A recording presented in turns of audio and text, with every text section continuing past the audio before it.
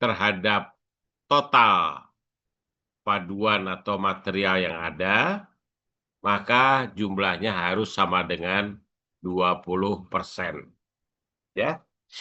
Jadi itu yang kita lihat pada diagram COAG dan apa saja yang perlu kita pahami. Nah, kalau ini saya kira, sama saja ya dan ini tapi PBSN ya, bukan COAG. Temperaturnya juga berbeda, kemudian titik-titik etektik dan titik lainnya itu juga agak berbeda, tapi bentuk dasarnya itu sama dengan COAG. Nah, kemudian kita pelajari nih, dari gambar ini, maka katakanlah saya memiliki, eee, campuran antara PB dengan SN, kebetulan contohnya PBSN, ya, maka garis yang putus-putus itu menunjukkan komposisi yang kita kaji. Nah, kemudian apa saja yang katakanlah kita harus pahami, kemarin udah kita pahami mengenai bentuk diagram fasa, menamakan setiap daerah, kemudian membuat garis transformasi, kemudian juga memakai kaidah lengan, kita udah tahu ya. Nah, sekarang kita lihat nih, ini suatu bagian dari kurva PBSN sebelah kiri, maka kita melihat pertama, ini skema strukturnya ya. Jadi ini skema strukturnya pada keadaan cair. Oh, oh sorry, loh kok nggak bisa?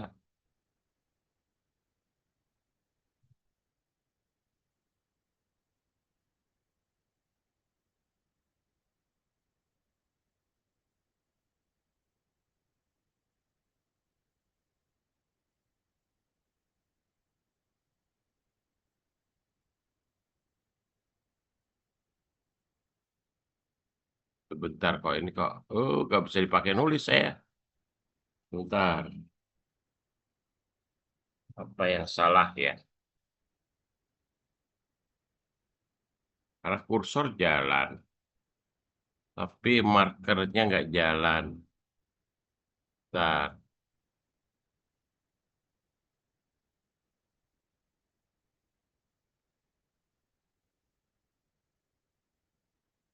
lah tidak jalan markernya.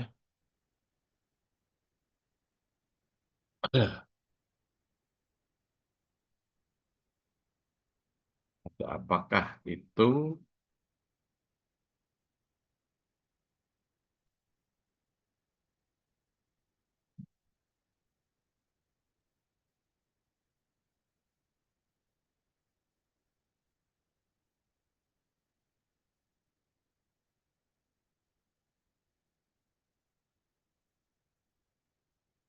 Oh, waduh, ini kita tapi kursornya kelihatan ya. Kayaknya nggak bisa, saya nggak bisa nulis nih. Sebentar, kalau saya ke sini, kemudian saya coba pakai penghapus dulu.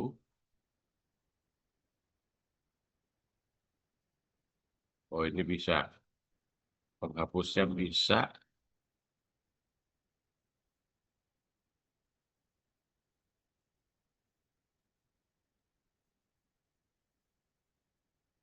Oke, markernya jalan nggak?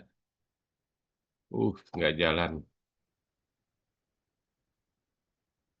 Mhm.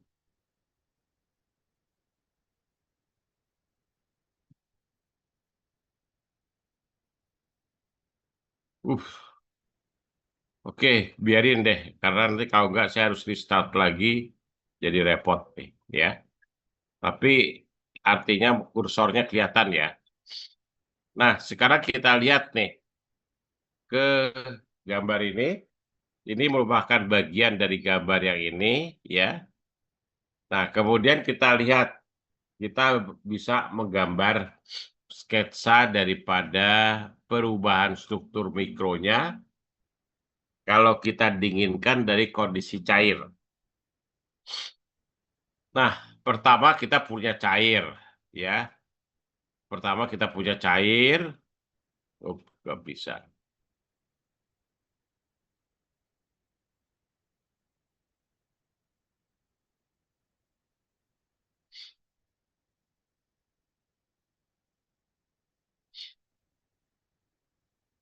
Nah, kemudian kita turunkan temperaturnya. Jadi ada daerah sempit tuh, di mana terjadi transformasi. Jadi pertama adalah pada titik B, yaitu titik yang berlokasi di dekat garis liquidus, maka akan terjadi suatu pembentukan fasa padat. Kalau kita mulai dari titik liquidus, maka fasa padatnya masih kecil, ya masih kecil nih yang ini. Tetapi kalau kita sampai kepada garis transformasi di bawahnya, maka kita mendapatkan seluruhnya sudah menjadi padat. Sehingga kalau temperaturnya kita turunkan pun, maka kita tetap memiliki fasa padat yang seperti ini. Ya, jadi semuanya fasanya adalah alfa. Nah, kemudian kita lihat kalau kita bergeser sedikit ke kanan, tapi tidak menyentuh garis etektik, yaitu garis datar, ya. Apa yang terjadi pada titik D, maka kita mendapatkan seluruhnya masih fasa cair. Kemudian dari titik liquidus ke titik transformasi yang di bawahnya, maka kita mendapatkan, sebentar.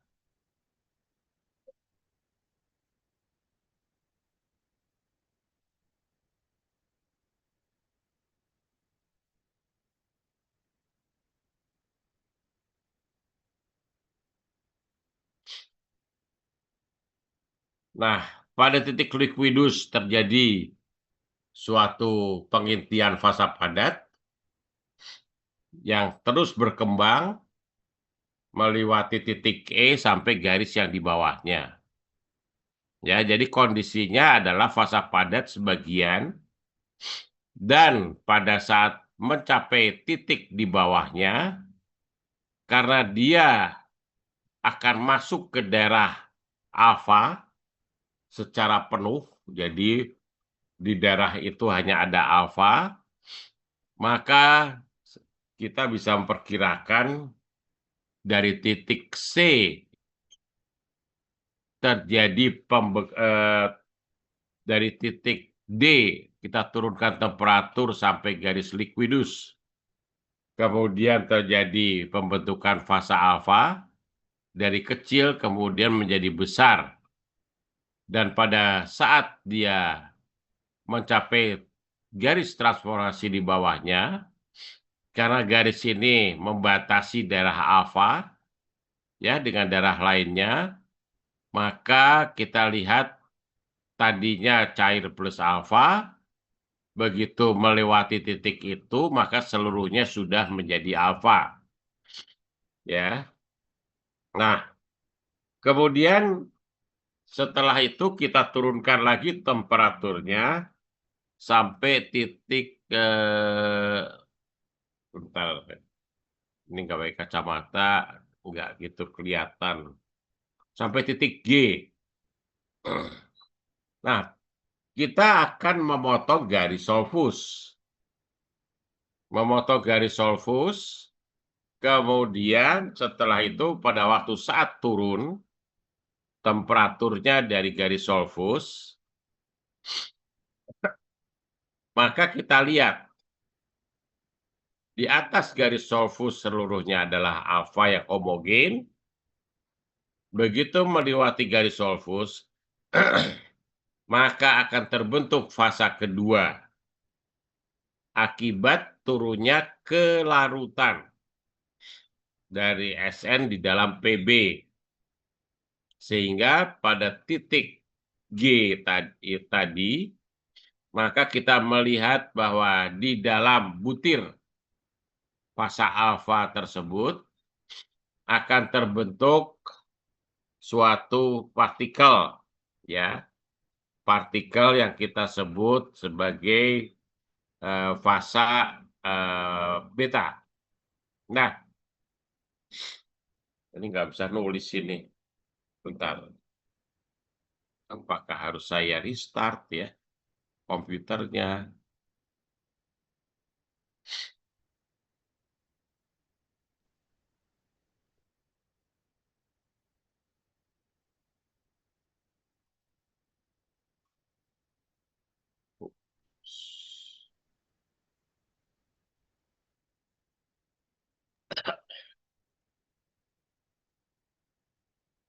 Uh,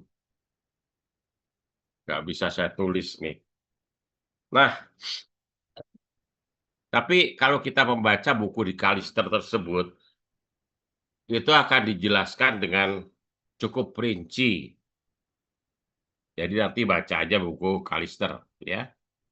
Tetapi sebetulnya saya kurang setuju dengan gambar yang terakhir, ya, karena gambar yang terakhir itu fasa betanya tidak terbentuk dalam bentuk partikel yang tersebar.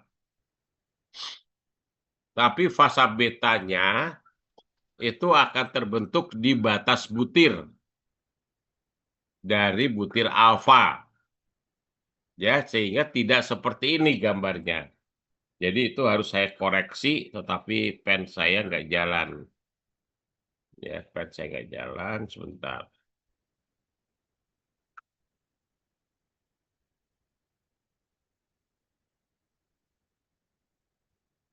Ups.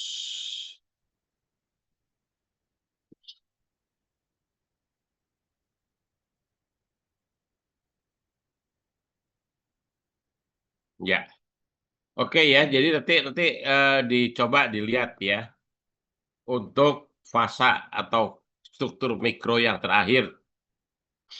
Jadi saya tidak setuju dengan gambar ini, tetapi fasa betanya itu akan terbentuk di batas butir. Nah, sebetulnya saya sebutkan saja bahwa yang seperti partikel di dalam butir, kalau Anda lihat butir atas dan struktur atas dan struktur bawah, titik F dan titik G, kita lihat bentuk butir alfanya tetap ya, tidak berubah. Hanya kemudian kita melakukan atau menggambar fasa betanya itu di batas butir. Ya, batas butir dari alfa itu kita akan mendapat pembentukan fasa beta. Nah, soalnya saya agak takut ketukar ini. Kalau seperti ini, ada partikel yang terbentuk di dalam butir dan tersebar, maka itu lebih kepada suatu proses yang kita sebut sebagai proses penguatan presipitasi. Jadi titik-titik ini yang atau butir-butir yang tidak atau partikel yang di dalam butir-butir logam itu adalah yang kita sebut sebagai presipitat yang akan menguatkan logam kita. Ya, jadi itu nanti kalau ada pertanyaan maka kita bisa diskusikan.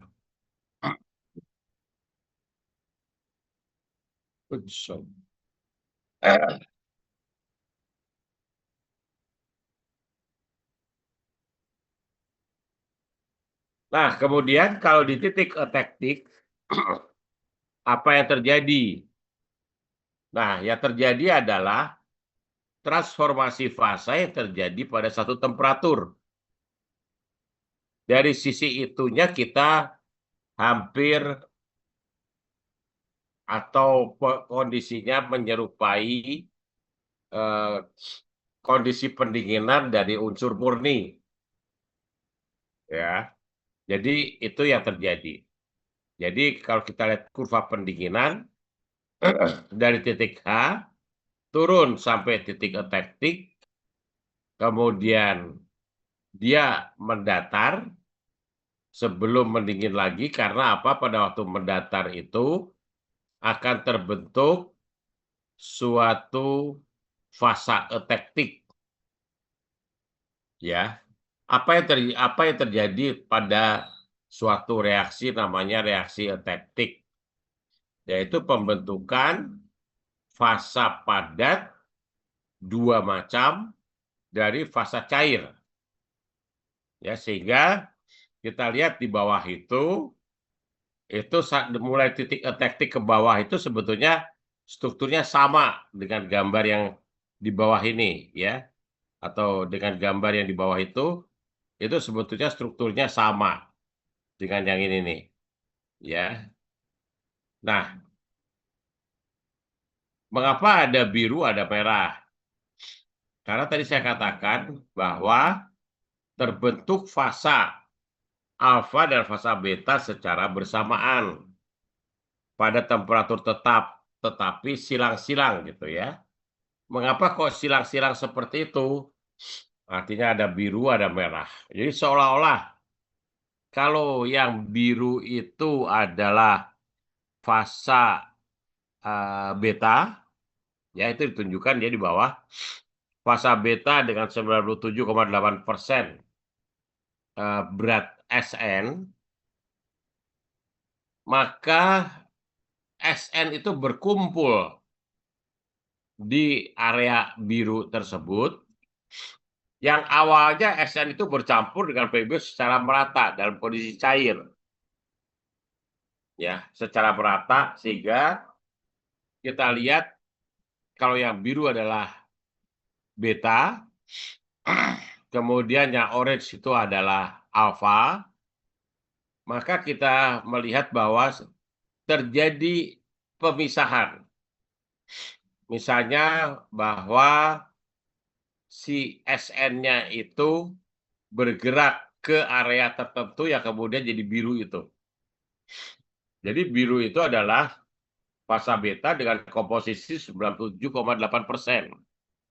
Padahal kita lihat bahwa titik etektik itu adalah titik yang mewakili persen Sn, ya, itu kira-kira, ini ditunjukkan sama panah di bawah ini ya, itu adalah kira-kira 62%.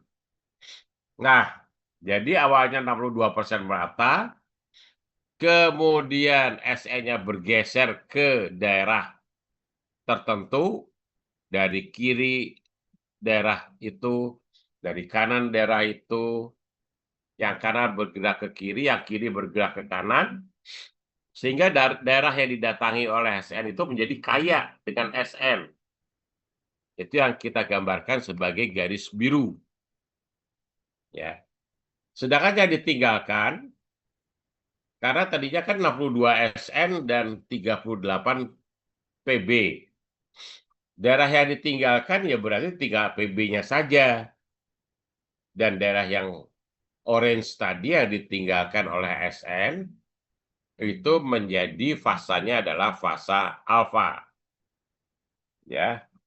Pembahasan lainnya sama dengan pembahasan yang kita dapatkan dari CUAG. Oke, jadi itu adalah transformasi yang terjadi pada saat proses pendinginan dengan komposisi 62% Sn, dan dia didinginkan awalnya dari temperatur cair, di mana di temperatur cair itu boleh dikatakan semuanya melebur, komposisinya homogen, seperti gambar yang di atas tadi, yang itu yang liquid itu ya, yang bulatan di atas. Kemudian kalau kita turunkan sampai temperatur kamar, akan tercipta etektik. Nah, kemudian kalau katakanlah saya ambil satu garis lain, itu garis yang biru yang kiri itu, kira-kira itu ada 23% SN. Ya, jadi ini kok nggak bisa dipakai nulis ya. Sebentar.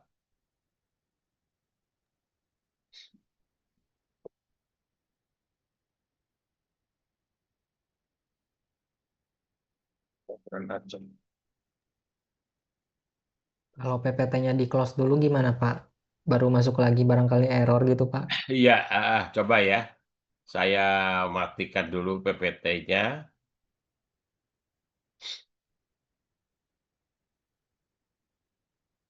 Karena takutnya harus di apa tuh? Harus kita mulai dari awal. Oke, sebentar ya. Kita coba sarannya tadi. Kita lihat PPT-nya. Sebentar. PPT-nya sudah di itu. Kemudian kita buka lagi PPT-nya.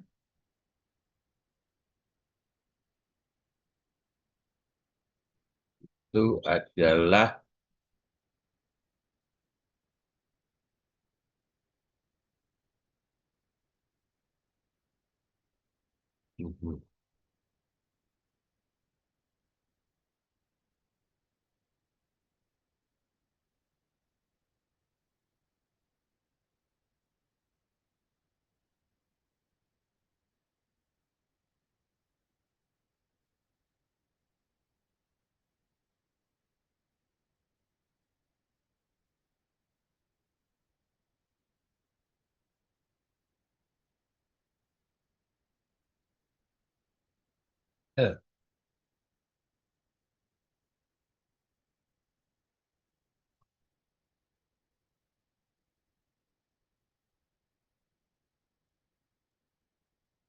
oke. Kemudian kita coba kembali visunya ya, dan kita share.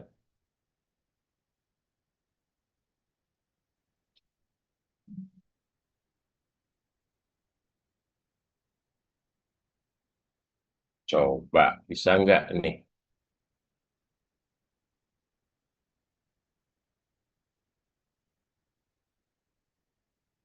Oke, baru bisa. Ya, terima kasih sarannya tadi. Ternyata bisa. Hanya PPT-nya saja yang kita matikan.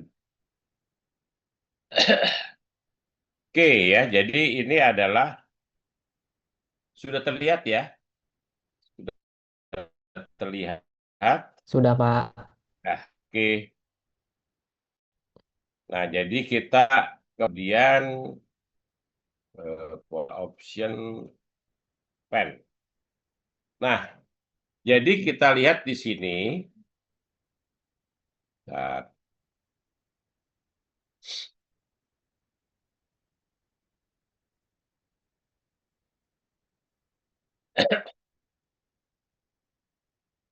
nah, sekarang kita lihat di sini nih. Ya, jadi ini adalah suatu contoh yang menunjukkan pada komposisi C4 itu sekitar 40% daripada SN di dalam PB. Izin, Pak. Ya, Maaf dipotong. Ini tampilannya jadi kecil ya, Pak. oh iya, Di jadi kecil ya. ya, Karena saya pakai mode display tadi. ya betul. Mungkin karena Coba. itu, Pak. Ah, oke, lebih enak yang tadi ya. Lebih enak seperti ini ya. Iya, Oke, Pak. ya. Nah, jadi kita lihat sekarang bahwa kalau posisinya 40%, awalnya cair, ya, awalnya cair pada kondisi ini, kemudian melewati garis liquidus, mulai tercipta fasa alfa, dan kemudian kalau kita teruskan sampai titik L dari K, maka alfanya membesar. Ya, maksimum adalah sampai titik itu, sampai titik L. Dan ini adalah maksimum daripada alfanya. Nah, begitu kita turunkan sampai garis etektik, maka cair yang tersisa ini akan berubah menjadi etektik. Ya, hampir sama dengan titik etektik di sini. Nah, sehingga dengan demikian, maka kita mendapatkan fasa alfa yang terbentuk sebelum titik etektik yang maksimal, kemudian masih ada sisa cairan, itu bisa dihitung tuh, sisa cairannya berapa gitu ya. Maka sisa cairannya itu begitu melewati garis etektik, maka dia akan menjadi etektik. Ya, menjadi fasa etektik. Itu keadaan itu bertahan sampai temperatur kamar. Nah, itu adalah cara kita memahami transformasi fasa dari titik cair sampai ke temperatur kamar. Nah, jadi di setiap titik itu kita bisa melakukan prediksi yang sama. Dan kemudian hanya saja kalau komposisinya berbeda, maka pasti persen alfa, persen etektik, dan mungkin kalau di sebelah kanan dari titik etektik itu adalah persen fasa beta, maka kita akan mendapatkan komposisi yang berbeda-beda. Kalau katakanlah komposisi awalnya itu juga berbeda dari titik ini. Kalau kita bergeser, maka pasti titik awal liquid pasti juga akan berubah. Ya, persen daripada alfa atau beta yang terbentuk juga akan berubah, juga persen Ferritnya juga akan berubah. Itu sampai ke temperatur kamar. Nah, ada pertanyaan sampai di sini? Mungkin Izin bertanya, Pak, ya silakan Mas yang Iki. dimaksud presipitasi itu tadi apa ya, Pak? Nah, bentar. Saya kembali ke gambar yang tadi yang tidak saya setujui ya. Oh, udah itu. Bentar. Nah, ini. Jadi katakanlah saya memiliki butir logam ya. Butir logam, butir alfa lah. Tadinya ini adalah alfa gitu ya. Dan di dalam alfa itu pasti ada Sn. Tadi jumlahnya adalah C0 ini. Iya C0 ya. Atau C2 itu, Pak. C2 ya. Oke, C2. Nah, jadi komposisi C2 ada alfa, tapi juga bukan hanya Pb, tapi ada Sn. Ya, komposisinya adalah yang C2. Nah, kalau kita ada di titik F, maka semuanya homogen. Tapi begitu dia melewati garis solvus, maka saya gambar agak besar ya, mungkin ya. Jadi lebih jelas gitu. Saya tidak segini ya, tapi saya gambar lebih besar lah. Katakanlah segini ya. Nih. Ini awalnya alfa. Kemudian pada saat melewati garis solvus, sebentar, alfanya juga memiliki butir. Ya, di sini ada sebentar, sebentar.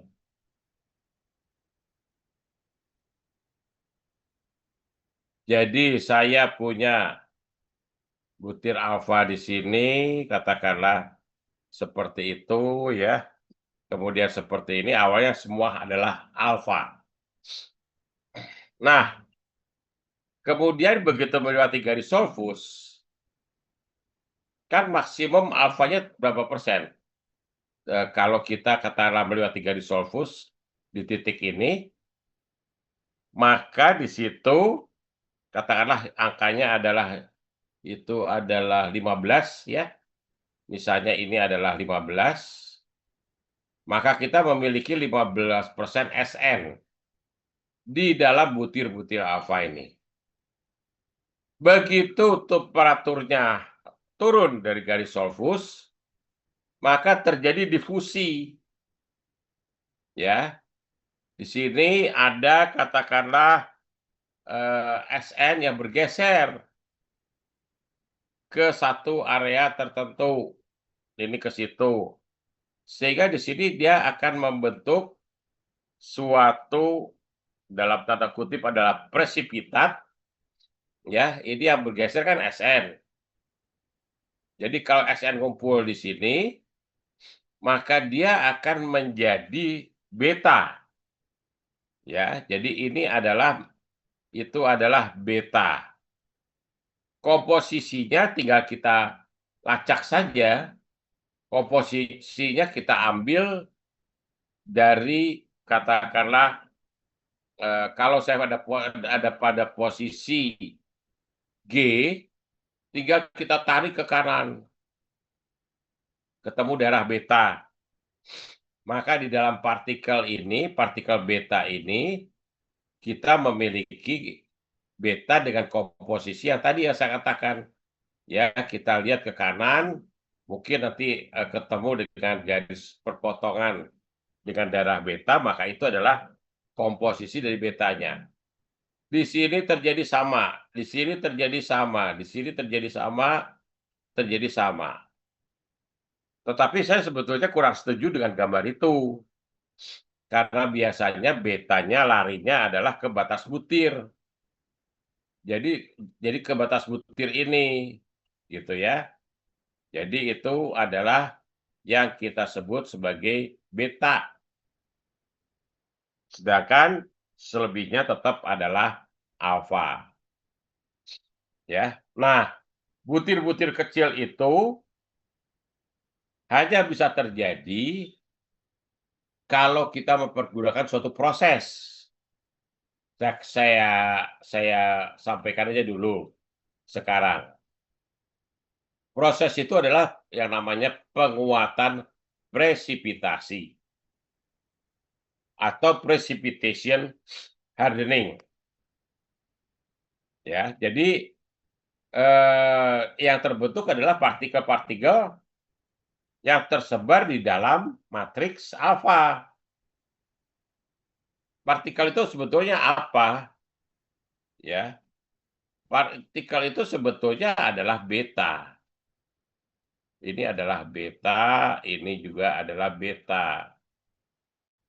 Nah, itu sering kalau katakanlah kita panaskan, ini yang 15 derajat, 15% dari PSN, kita panaskan sampai titik F, maka seluruhnya adalah alfa, kemudian turun sampai garis Solfus tetap alfa, maka kemudian kalau kita dinginkan dengan cepat sampai temperatur kamar, maka tidak akan terjadi perubahan apapun. Jadi alfa tetap alfa. Hanya saja kalau itu terjadi katakanlah pada suatu butir seperti ini ya, maka ini tetap alfa walaupun kita memiliki 15% Sn. Nah, tetapi alfa ini bukan alfa biasa. Karena kalau di temperatur kamar, katakanlah ini temperatur kamar lah, maka alfa yang atau apa ya, Sn yang dimiliki oleh alfa itu ada di titik ini. Ya, di titik ini. Jadi kita bisa baca itu berapa komposisi daripada si si Sn di dalam alfa. Oke, saya ulangi lagi ya. Kalau kita berangkat dari titik F, awalnya kita memiliki fasa alfa. Kita turunkan temperaturnya sampai garis Solfus. Kemudian kita dinginkan dengan sangat cepat, ya, sampai temperatur kamar. Maka tidak akan terjadi presipitat seperti partikel seperti ini. Tidak akan terjadi, tetap alfa. Jadi di sini kita tetap memiliki alfa, tetapi namanya adalah alfa 4S. Apa 4S itu? Solid solution, super saturated solid solution. Mengapa disebut super saturated? Karena dia berada di atas batas kelarutan dalam alfa secara alamiah.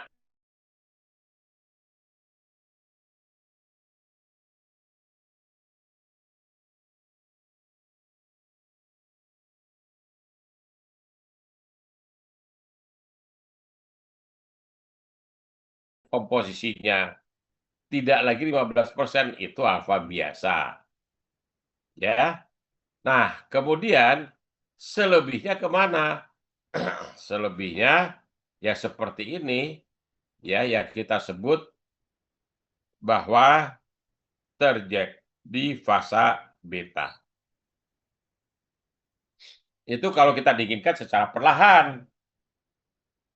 Tetapi kalau kita dinginkan dengan cepat, katakanlah dari titik F ya, tetap terjadi pergeseran. Ya, pergeseran tapi terbatas. Jadi katakanlah, kalau saya punya satu partikel Sn sini, harusnya Sn-nya bisa agak jauh, tetapi karena katakanlah kita dengan cepat dinginkan, maka dia tidak sempat bergerak dari titik ini, dari titik 1, katakanlah ke titik 2. Ya, sehingga terjadi pergerakan yang terbatas. Satu bergerak hanya sampai sini. Ya. Kemudian nanti dari kanan ada pergerakan ke arah sana. Sehingga membuat suatu partikel, dan partikel ini sebetulnya adalah beta. Nah, itu adalah yang kita sebut ini adalah presipitat. Presipitat. Itu. Ya, presipitat itu adalah suatu partikel beta yang tersebar halus di dalam fasa alfa. Itu adalah proses pendinginan yang cepat. Kemudian kita panaskan sedikit, maka kalau awalnya kita masih memiliki alfa yang seperti ini, ya, super saturated solid solution, gitu kita panaskan sedikit, maka dengan mekanisme difusi terbatas tadi akan terbentuk tadi yang namanya presipitat gitu. Ya, ini yang kita namakan presipitat. Nah, apa keuntungan daripada presipitat? Adalah bahwa dia akan memperkuat, ya, akan memperkuat logam itu. Karena presipitat tersebut, kita kan tahu kan, kalau suatu bahan dideformasi, maka akan terjadi pergeseran atom. Ya. Nah, pergeseran atom itu leluasa. Seperti tadi yang gambar yang kanan ini. Ya, kalau kita dinginkan dengan perlahan, maka kita akan mendapatkan si SN itu ke batas butir dari sana, dari sini dan sebagainya. Ya, kemudian karena batas butir diperkaya dengan SN, maka dia menjadi beta. Gitu kira-kira untuk jadi bedakan antara kita mendinginkan secara alamiah yang terjadi adalah gambar yang kanan. Kalau kita mendinginkan secara cepat, kemudian dikasih proses panas tertentu, jadi namanya adalah proses aging. Ya, proses aging. Maka akan terbentuklah presipitat karena si SN itu berkumpul secara terbatas. Dia bergerak secara terbatas juga. Ya, jadi katakanlah saya punya SN di sini nih. Ya, kemudian katakanlah kemudian terjadi pengumpulan SN ke sana. Ini akibatnya jadi besar presipitat SN gitu ya. Daerah yang kehilangan SN nanti akan menjadi beta. Nah, itu hanya bisa terjadi kalau katakanlah kita pertama melakukan suatu proses pemanasan sampai F, kemudian kita dinginkan dengan cepat, maka kita mendapatkan alpha supersaturated solid solution. Setelah itu kita melakukan proses aging, maka akan terbentuklah presipitat. Mengapa kok presipitatnya di situ? Karena tadi kan kita udah mendinginkan dengan cepat, nggak sempat si atom-atomnya itu bergerak. Ya, tetapi kalau kita kasih lagi energi sedikit, maka atom itu bisa bergerak tetapi terbatas. Sehingga terbentuklah yang namanya presipitat. Dan itu adalah salah satu metode untuk menguatkan logam tersebut. Baik, sampai sini apakah ada pertanyaan?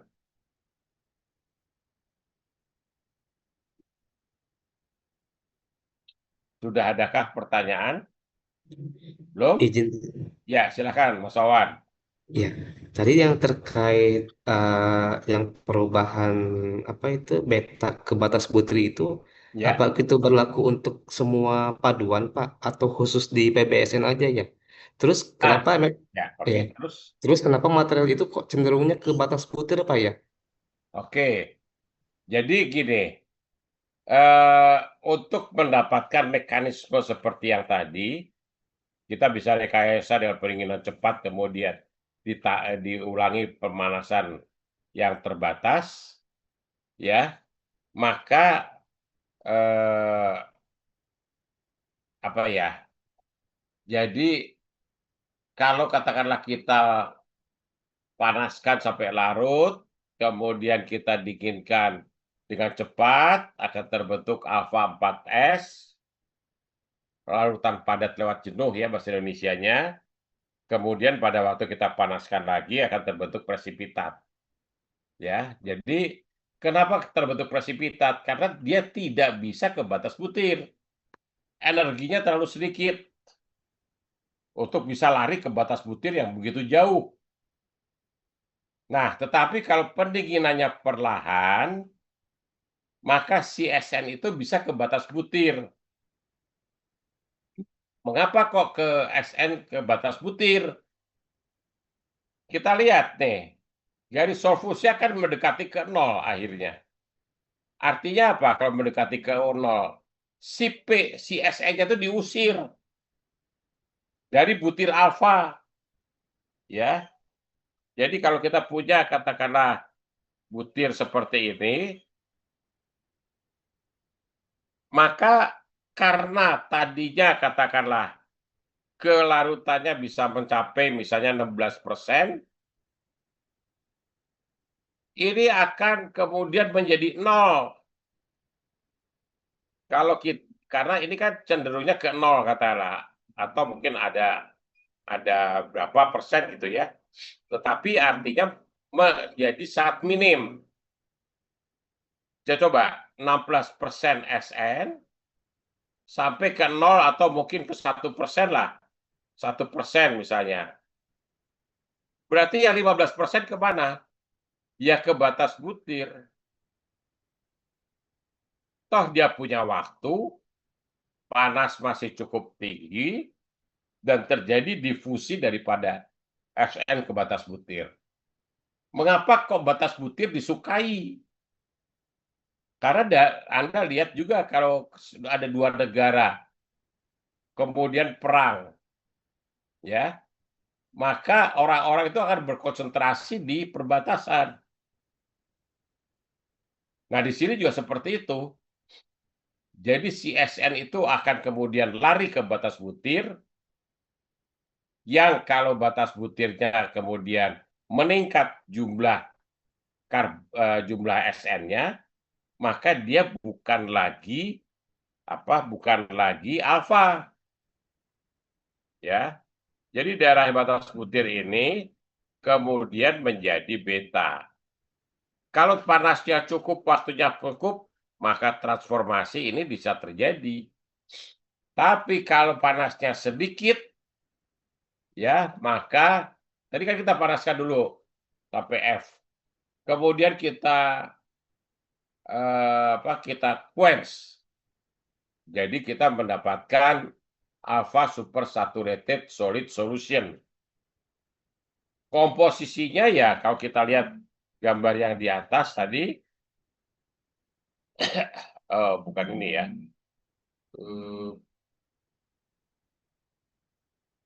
Oh, enggak. Ya udah, kembali ke sini. Nah, jadi pada waktu kita katakanlah sudah menghasilkan alfa 4S, kemudian didikirkan ke cepat tetap alfa 4S, karena tetap homogen, ya, si SN nggak punya kesempatan untuk keluar dari sistem alfa tersebut, kemudian kita kasih panas sedikit. Panas 100 derajat, 200 derajat, itu akan memberikan energi ke SN untuk dia itu bergerak. Tapi bergeraknya tidak ke batas butir, kan energinya sedikit. Maka dia ada di dalam butir, ya. Dia ada di dalam butir. Jadi butirnya katakanlah adalah ini. Maka karena dia terbatas bergeraknya, maka jadi partikel-partikel yang namanya itu adalah, sebetulnya partikelnya itu partikel Pb. Karena SN berkumpul di daerah itu, kaya dengan SN, ya, maka dia membentuk fasa beta. Ada yang masih mau ditanyakan, Mas Wawan? Kira-kira cukup jelas? Jelas Pak, cukup Pak. Ya, oke. Baik, ada komentar yang lain? Kalau sudah ada. Nah, kalau belum, Tanya Pak, saya Pak. ya silakan Mas Yoki. Kalau untuk perbandingan dari sifat mekaniknya itu kan tadi kan SN di tengah terus dia didorong ke batas butir ya Pak. Betul. Itu kalau perbandingan sifat mekaniknya antara yang SN masih di tengah butir sama yang di batas butir tuh apa ya Pak? Kalau SN masih di tengah butir, nggak sempat bergerak ke batas butir, tapi bergeraknya terbatas, kemudian ngumpul di dalam butir yang namanya presipitat, maka kekerasannya akan naik. Itu yang terjadi pada paduan AlCu. Ya. Gitu Mas Oki, ya. Masih. Baik, terima kasih. Untuk itu berlaku juga di PBSN nggak Pak? Berlaku. Oh, baik. Berarti Cirinya apa? Nah, ini penting nih. Cirinya apa? Cirinya kita punya garis solfus di dalam diagram fasa itu. Karena kalau kita punya garis solfus, kita bisa panaskan campuran itu sampai darah alfa seluruhnya. Nanti pada waktu mendinginkan dengan cepat, namanya nanti adalah supersaturated solid solution alpha. maka kemudian kita bisa memanaskan kembali dan membentuk presipitat. Gitu ya, Mas Oki. Baik, Pak. Terima kasih banyak, Pak. Nah, ini kondisi real di lapangan. Ada yang namanya paduan aluminium AlCO. AlCO itu gambar, kalau kita gambar ya atau diagram fasanya itu ya sebagiannya adalah seperti ini. Yang sebelah kiri daripada garis yang gambar. Artinya dia memiliki garis solvus. Ya, kemudian bisa kita create reaksi menjadi presipitat. Nah, jadi saya agak-agak jauh nih. Nanti pelajarannya di Matrix 2 sebetulnya, tapi nggak apa-apa. Nah, kemudian kalau katakanlah tadi saya memiliki garis solvus, pertama saya bisa merekayasa pendinginan cepat jadi supersaturated solid solution. Kemudian saya panaskan sedikit, maka energi Sn bertambah, tapi tidak terlalu jauh dia bergerak, sehingga terbatas ya kumpul-kumpul beberapa kelompok gitu antar teman, maka dia membentuk presipitat itu yang kemudian akan menguatkan material itu. Karena apa? Nah, saya sedikit lagi menambahkan ini di luar konteks daripada Matrix 1, tapi nggak apa-apa supaya dapat gambaran. Karena begini, kalau kita mendeformasi suatu logam, apa yang terjadi di dalam logam itu? Ya, saya orde butir aja lah. Saya punya orde butir. Saya mendeformasi, saya kasih gaya ke sana, saya kasih gaya ke sana. Apa yang terjadi? Maka ada bidang geser namanya. Maka ini akan bergerak ke sana dan itu akan bergerak ke sana.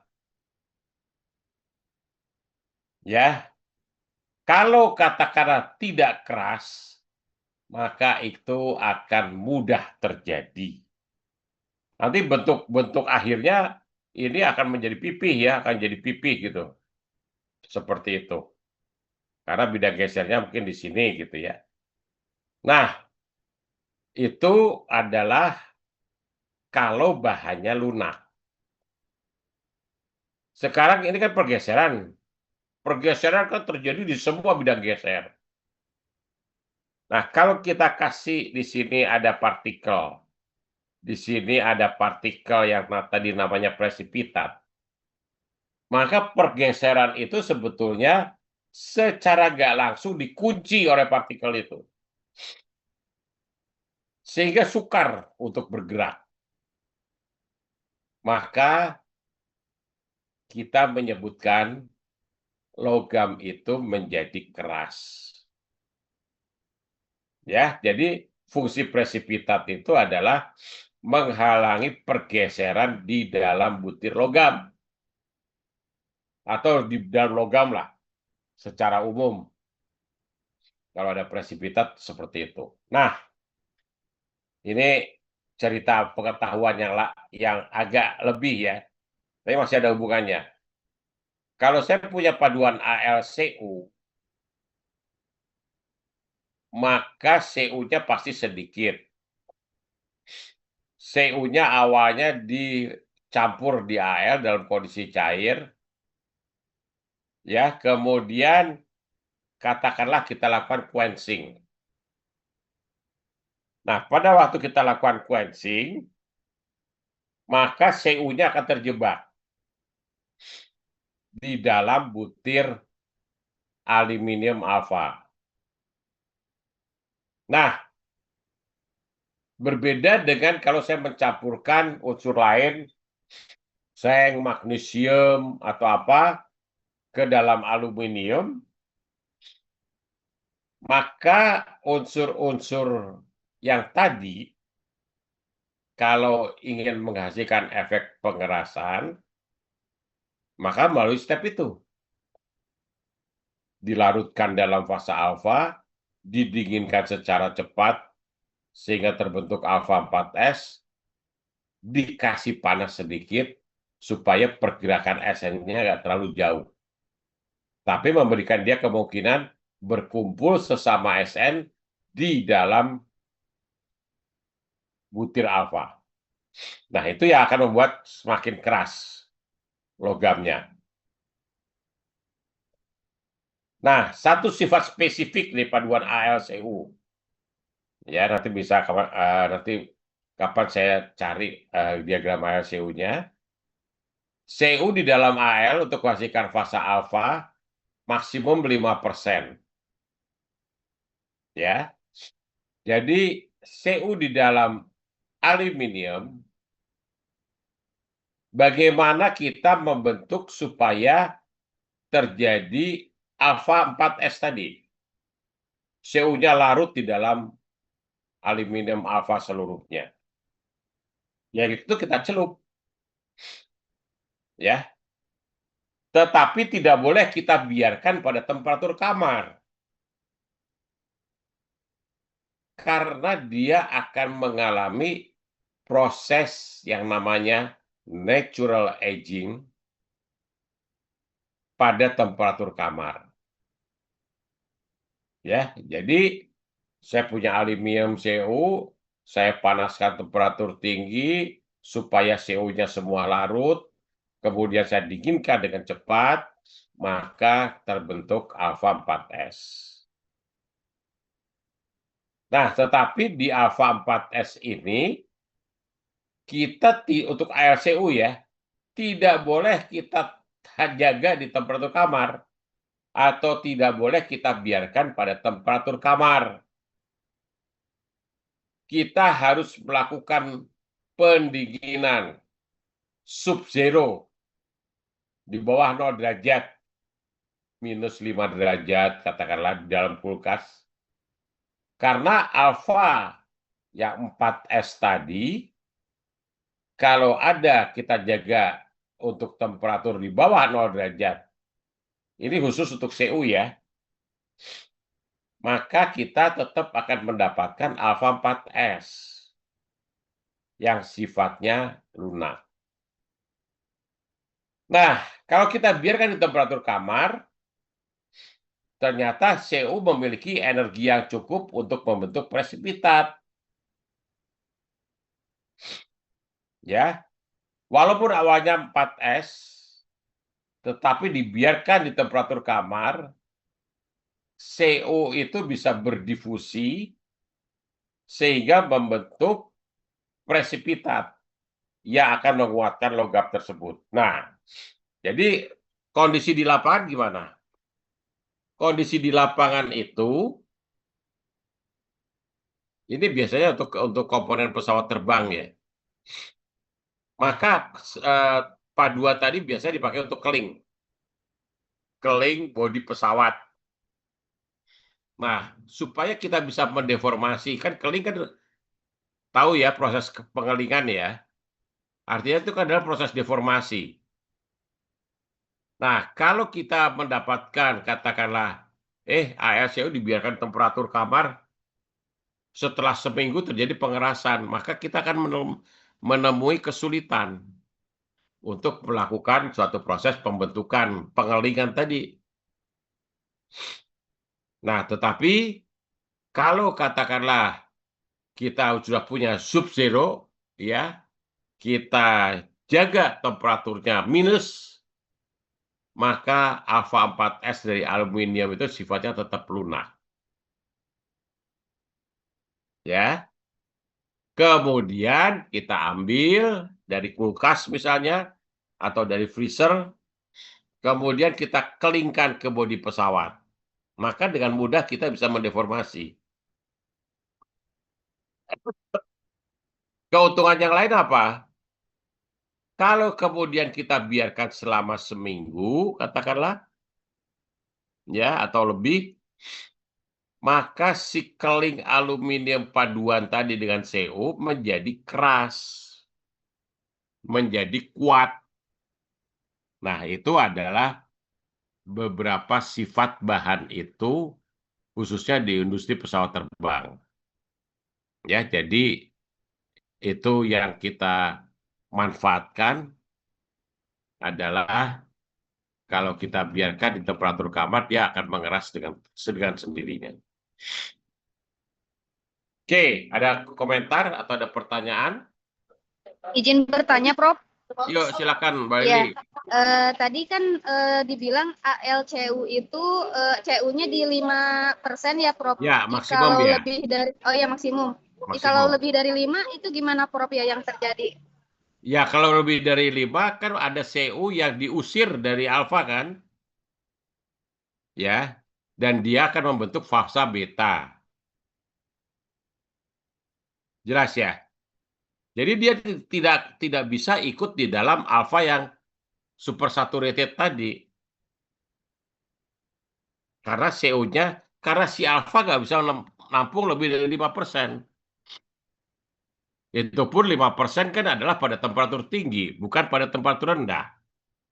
Ini seperti ini PBSN, itu pun pada 183, kita mencapai 18,3% SN.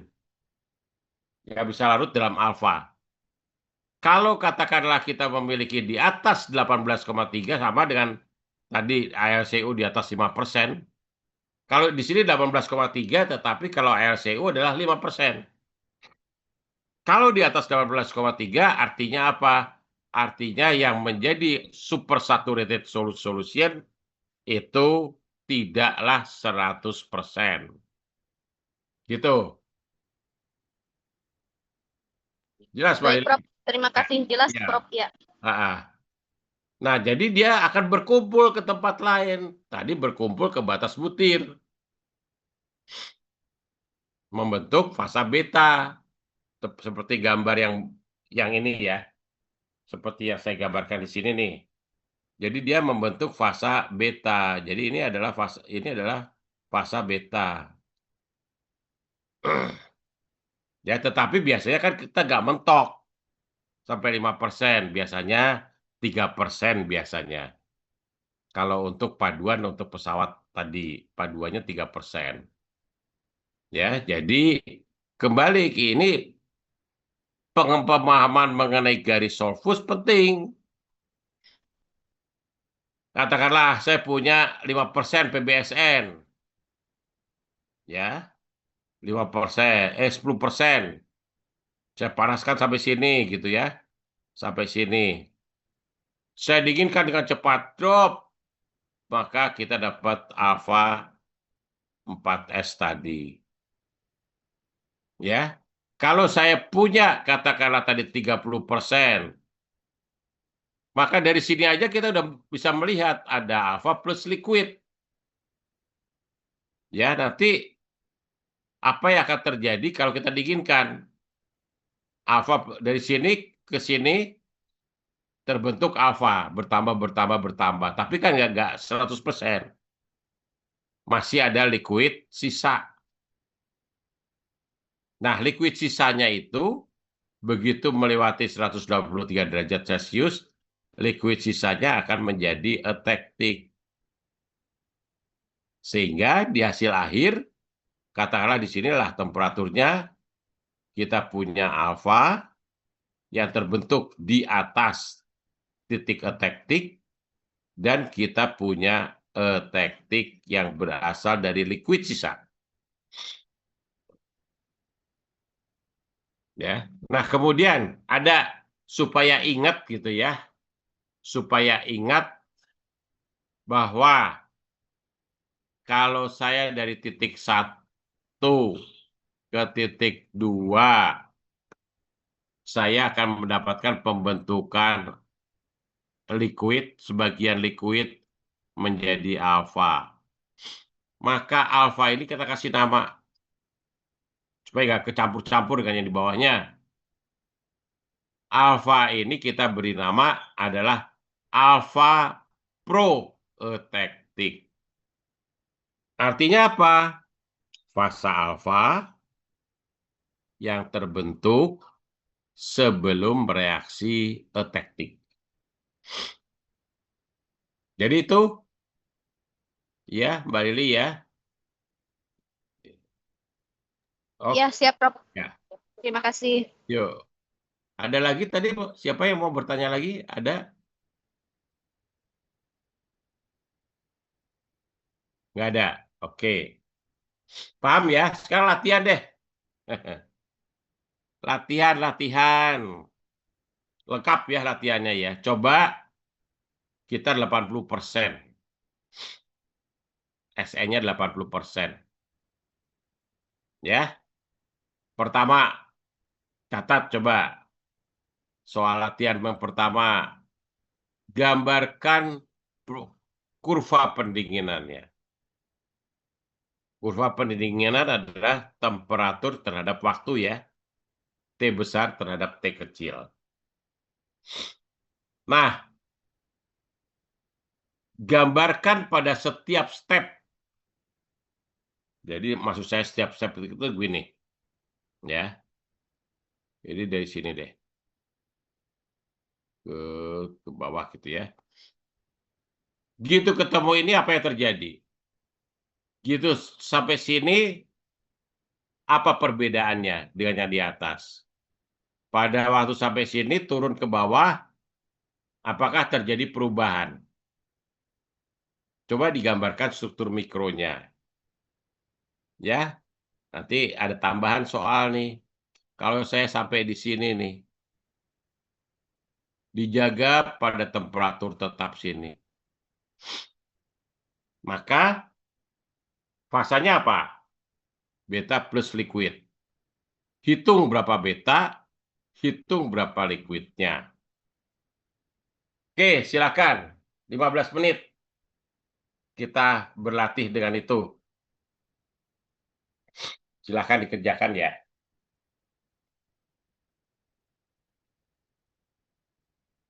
Soalnya pertama, gambar profil pendinginan. Kedua, setiap step, setiap turun temperatur sampai kena garis transformasi, sampai lewat garis transformasi, apa yang terjadi? Begitu. Nah, kemudian soal selanjutnya adalah di titik yang saya buat itu, hitung komposisi fasa dan komposisi unsur di dalam masing-masing fasa. Oke, silahkan. Harusnya lancar nih.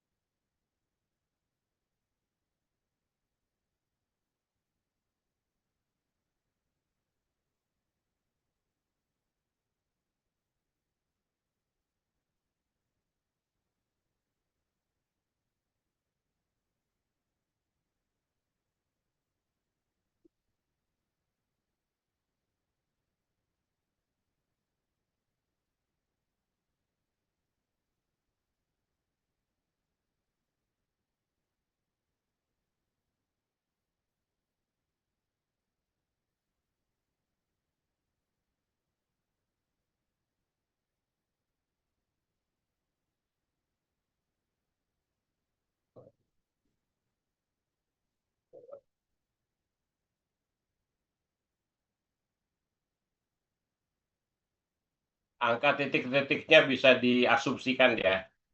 Bebas, silakan.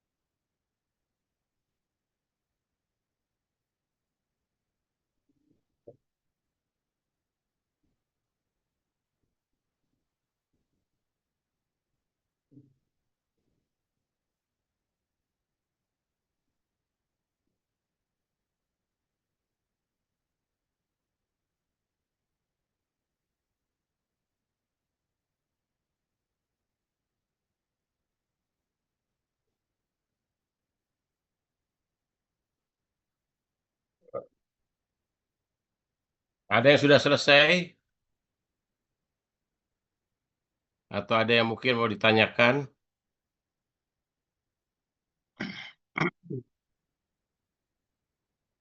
Belum, Pak. Belum ya. Oke, kalau gitu diteruskan latihannya di rumah ya. Nanti minggu depan kita bahas.